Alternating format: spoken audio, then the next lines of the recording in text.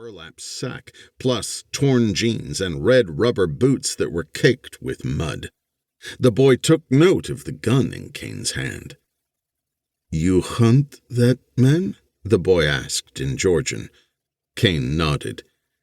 "He is Russian?" Close enough, Kane thought. So he nodded again. The boy pointed through the trees. "I saw him go in a farmhouse over there. He's bleeding. But he has a gun too, like you. Be careful. You kill him, okay? Shoot him dead. Kill the fucking Russians." Kane dug some coins from his pocket and handed them to the boy. Then he nodded his head for him to run in the opposite direction. The boy thumped his chest twice with his fist in a gesture of solidarity, then vanished silently through the snow. The farmhouse was close, not even 100 yards away. The wooden front door was open, hanging from one hinge.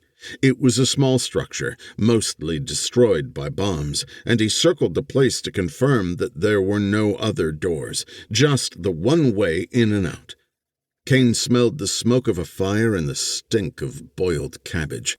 As he neared the door, he heard singing from inside. Back in the USSR.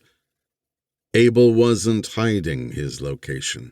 He knew Kane was out there. Between the lyrics, his voice broke in alternate fits of laughing and coughing. Then he called out, his words slurring as he got weaker. "Come on in, Kane. We might as well get this over with." Kane led with the Makarov. He moved fast, expecting a battle, but there was no gunfire as he spun through the door. Instead, he saw Abel sitting in the corner of the main room, lost in the shadows on the wooden floor. He wasn't alone.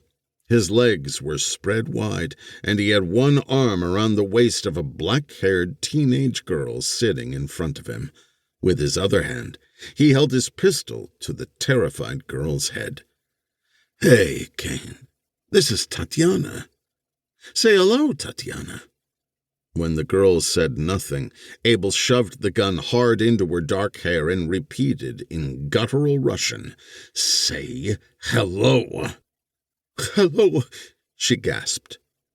Tatiana was undernourished, her arms and legs skinny. Her plain face was winter pale, and tears leaked from her dark eyes. Her whole body trembled. She couldn't have been more than 15. "Let her go, Abel," Kane murmured, aiming the Makarov at the man who'd once been his friend. But he didn't have a clean shot, not without risking the teenager's life. Hurting her won't change how this ends. "Oh, I think you're wrong. See, I know you too well, Kane. You're always a hero when it comes to women. It's your fatal flaw. Let her go," he repeated. Abel managed to laugh. He leaned forward and kissed the back of the girl's head, keeping his face barely visible. It was clear that Abel had a wary appreciation for the accuracy of Kane's shooting, even with a foreign gun. "So, here we are," Abel said. "You and me, brothers in arms. Here we are." Kane studied the man's features in the shadows. Abel was a master of disguise and rarely looked the same way twice. He could be young, old, blonde, red-headed, dark-haired, and have blue eyes, brown eyes, or green eyes. About the only thing that gave him away was his walk when he thought no one was looking. A strange way of gliding so that his shoulders seemed to float above his hips. But here, at the end, he was simply himself. Tall, strong, blonde, blue-eyed, smart, and arrogant when he smiled. Yes, Kane thought, seeing the truth for the first time. He's Russian.